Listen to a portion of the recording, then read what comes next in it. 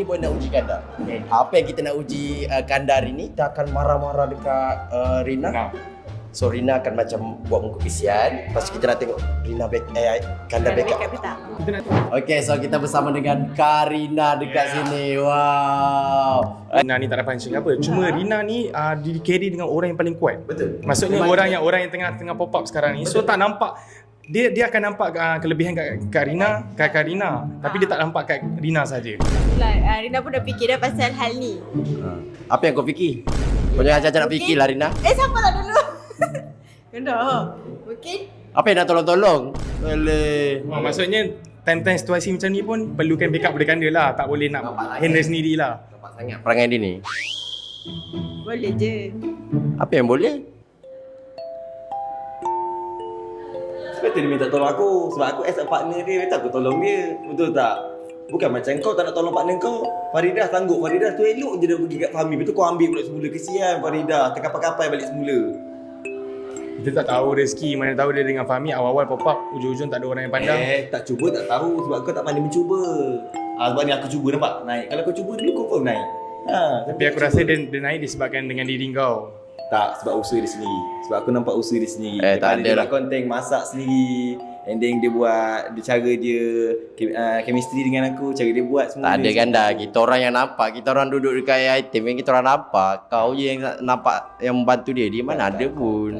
Ada tu ada lah. Cuma tak tahu nampikan. Ada kurang. Aku bandingkan bandingkan yang lain-lain Kalau dia bagi aku energy macam mana, kau pun nampak energy macam mana. Okay. I like your eyes, you looked away when you pretended to care. I like the dimples on the corners of the smile that you wear.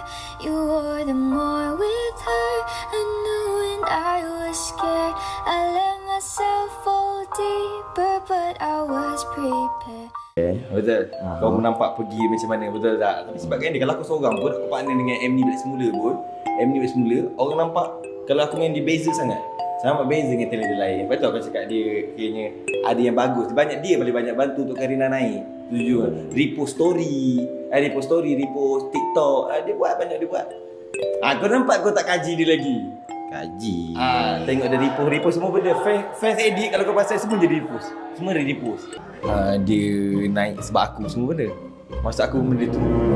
Sedangkan SSS kalau kau tengok sini memang Alif tu partner. Tadi aku tak nampak boleh naik sebab aku.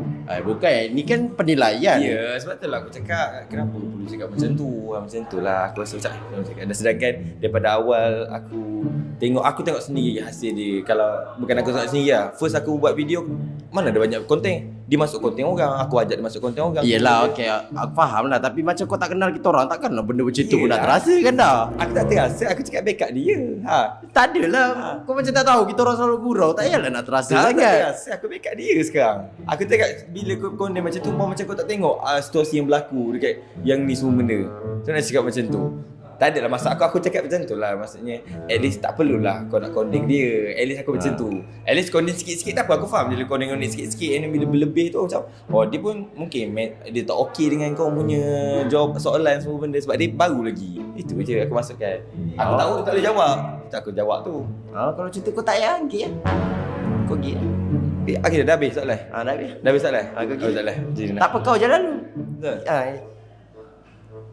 Rina boleh backup diri sendiri. Betul. Okay, terima kasih Kanda. Padan kau boy.